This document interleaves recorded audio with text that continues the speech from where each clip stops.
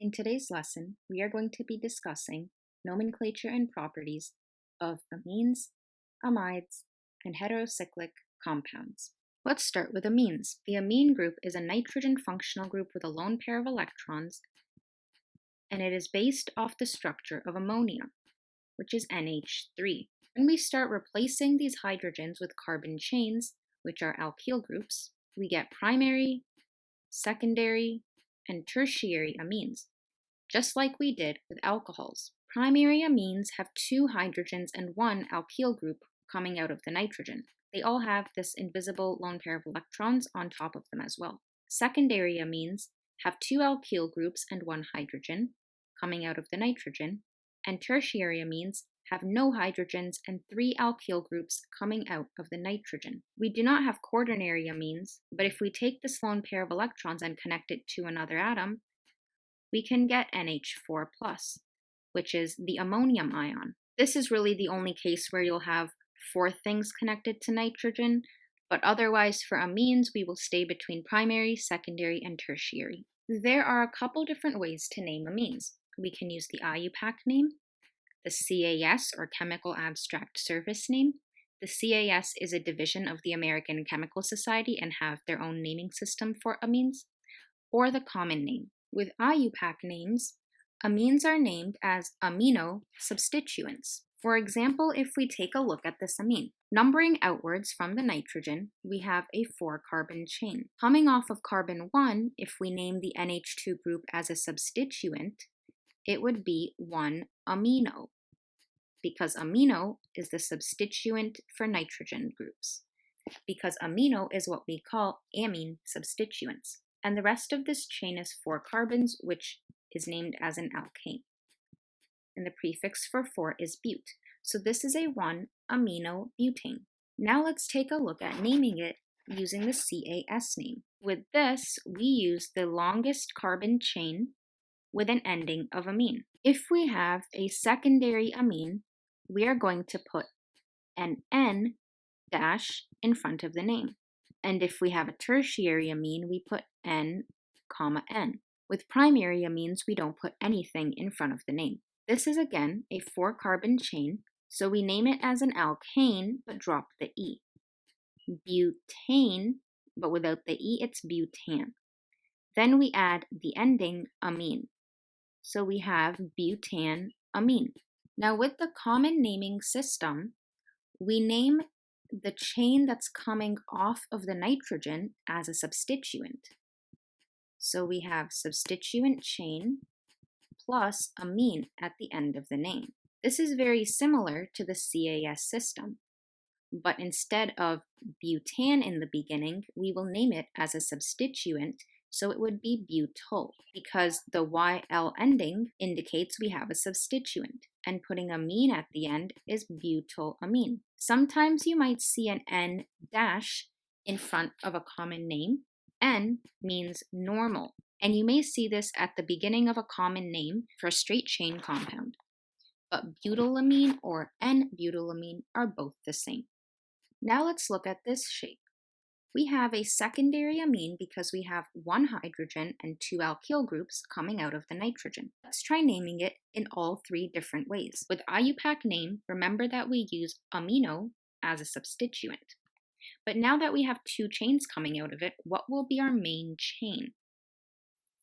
The main chain is going to be the longest chain, and in this case, it's 3 carbons. So we name it as an alkane at the end. Now coming off of this carbon 1, we have an amine with a methyl on it. So we name this as a methylamino, and it's coming off of carbon 1 on our main propane chain. So we can put 1-methylaminopropane. With the CAS name, recall that I mentioned when we have secondary amines, we need to put an N in the beginning of the name. These N's at the beginning of secondary and tertiary amines indicate that the substituent is connected to the nitrogen directly rather than being connected to a substituent off of another carbon. So we name the shorter carbon chain that is attached to the nitrogen as a substituent. The shorter chain is the methyl chain. So we have N methyl, and the longer chain gets named as an alkane but drop the E. So propane for 3 carbons, but dropping the E, we get propan. Then we have an amine, and we stick it at the end. So it's N-methyl for the shorter side, propanamine for the longer side. Then, using the common name, remember that it's almost the same as the CAS system, but we don't name the main chain as an alkane. We name it as a substituent. So instead of propan, it'll be propyl. We also don't need the N's in the beginning. So we have methyl, which is the shorter side, and then propyl, which is the main chain, and see how we change this YL instead of AN, amine. Methyl propyl amine is the common name. There are a couple more examples of naming different amines in the blog post that I am leaving in the description below, so check it out for more practice. Now, taking a look at properties of amines, let's consider the boiling and melting points. Because amines have hydrogen bonding, recall hydrogen bonding is when hydrogen is connected to a nitrogen, a fluorine, or an oxygen. Amines have very high melting points due to the hydrogen bonding within their shape. Recall that hydrogen bonding is when hydrogen forms bonds with nitrogen, fluorine, or oxygen. However, when compared to alcohols, amines have slightly lower boiling points because the hydrogen bonds are not as strong as they are in alcohols. The order of boiling points for primary, secondary, and tertiary amines are that primary amines have the highest boiling point, followed by secondary, followed by tertiary. And the trend for melting point is the same as boiling point. Solubility follows the same trends as it usually does for alcohols, esters, ethers, carboxylic acids, and other compounds. The NH part of the shape is polar, but with increasing carbon chains, amines become less and less soluble in polar solvents like water because the hydrocarbon chains are very nonpolar. A smaller amine with a shorter hydrocarbon chain would be more polar in water than a longer compound like this. Now let's take a look at amides. Amide compounds have the same amino group as an amine, but they have an extra carbonyl right next to it. So this would be the amide group. Amides can also be primary, secondary, or tertiary. With amides, we usually only use the CAS system of naming. So let's try naming this amide. The first thing I will do is number my carbon chains on both sides of the amine. And I'm numbering outwards, so my carbonyl group is on carbon 1. Recall with the CAS name, if we have a secondary amine, we need to put an N in front of the name, and with a tertiary amine, we put an N, N. This amine is secondary because we have 1 hydrogen and 2 alkyl groups coming out of the nitrogen. So we put an N in front of the name. Now the main chain is not going to always be the longer side, but it's going to be the side that has the carbonyl group in it. The right side is going to act as our substituent, and that is 2 carbons, so it is F. So we have N-ethyl, and we will name the rest of the chain with no dashes or spaces. Recall, this main chain gets named as an alkane, but we drop the E. 4 carbons is bute, and naming it as an alkane is butane, but dropping the E gives us butane. And then we just put amide at the end, same as we would have done with amines, but we changed the ending because it's an amide. Now let's take a look at amide properties. The boiling and melting points of amides are pretty high. Taking a look at the difference between butanamine and butanamide, the boiling point of butanamine is 78 degrees Celsius, and butanamide is 216.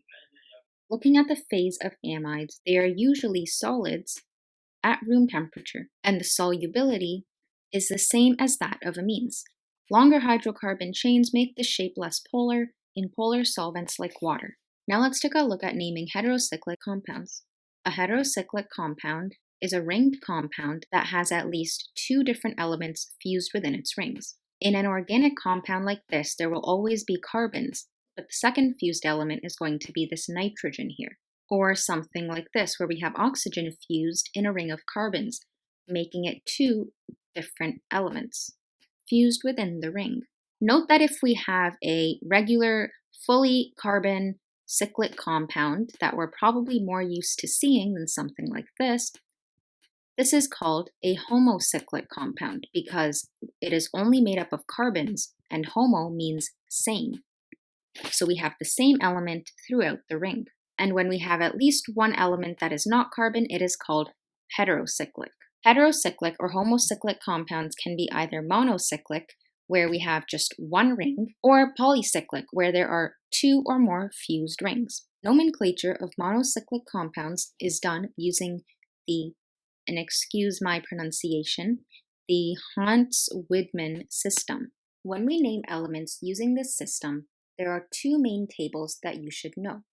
I've inserted these tables into the video so you can see how these rules are applied when we try to name this compound. So first we identify the heteroatom, and here it's an oxygen. Then we number around the shape, starting from the oxygen because it's the highest priority group. So this is a 7-atom ring, and now we need to ask ourselves, is the ring fully saturated, fully unsaturated, or somewhere in between? A saturated system would be one in which we have only single bonds. Unsaturated means we may have double or triple bonds present. And fully unsaturated would mean we would have alternating double bonds or alternating triple bonds or both. But this system only contains single bonds. So this is a fully saturated ring.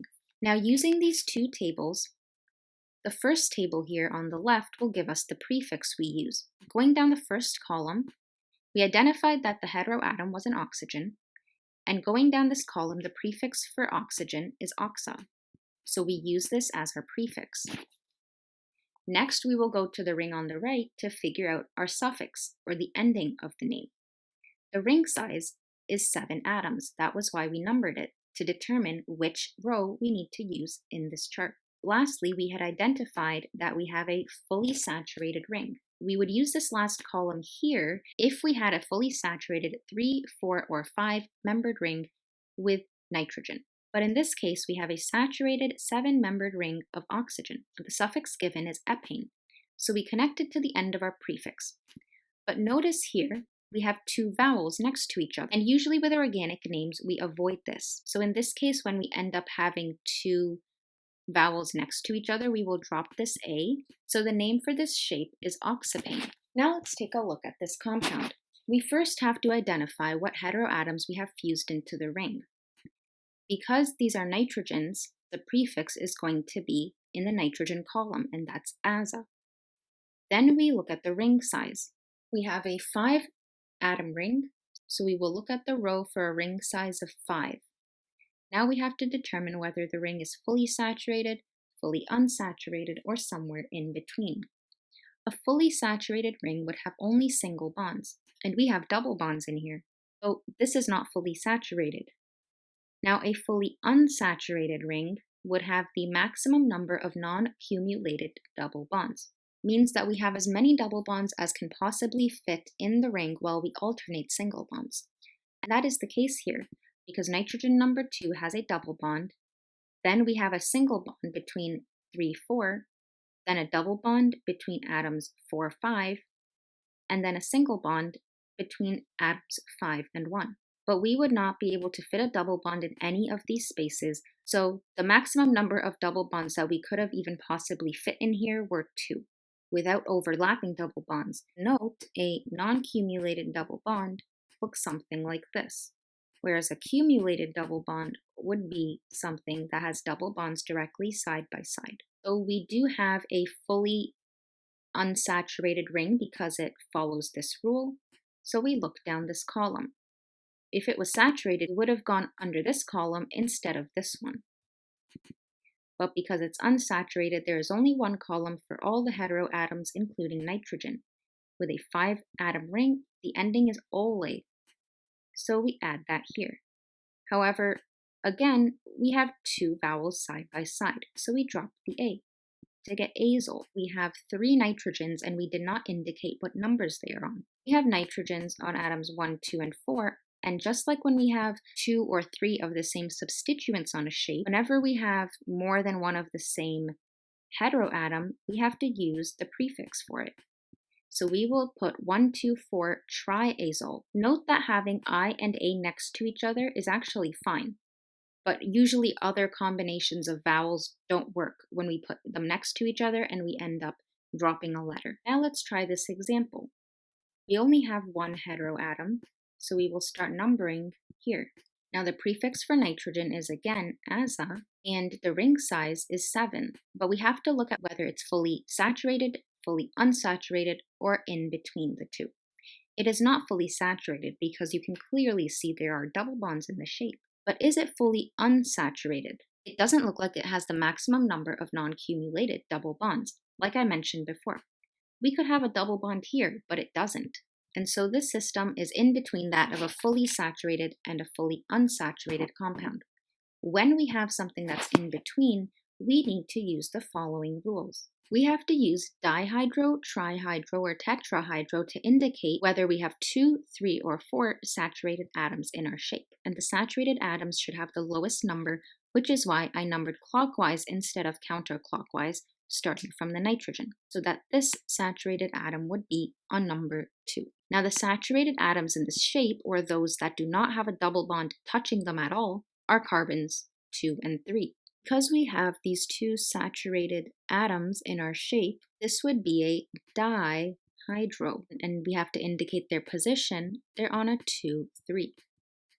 So this is 2, 3 dihydro, and then we name the ending aza. Now we can use the column for unsaturated rings. Because we added the dihydro at the beginning, it tells us that the ring has some saturated atoms in it. Looking at the unsaturated column, we have a ring size of 7, so the ending is epine. But because we have A and E next to each other here, we will cross off the A. So this would be a 2, 3 dihydroazepine. So that's it for today. If this video helped you, please leave a thumbs up. I'm leaving a link in the description below to the related blog post, and if you have any questions, put them in the comments. Thanks for watching.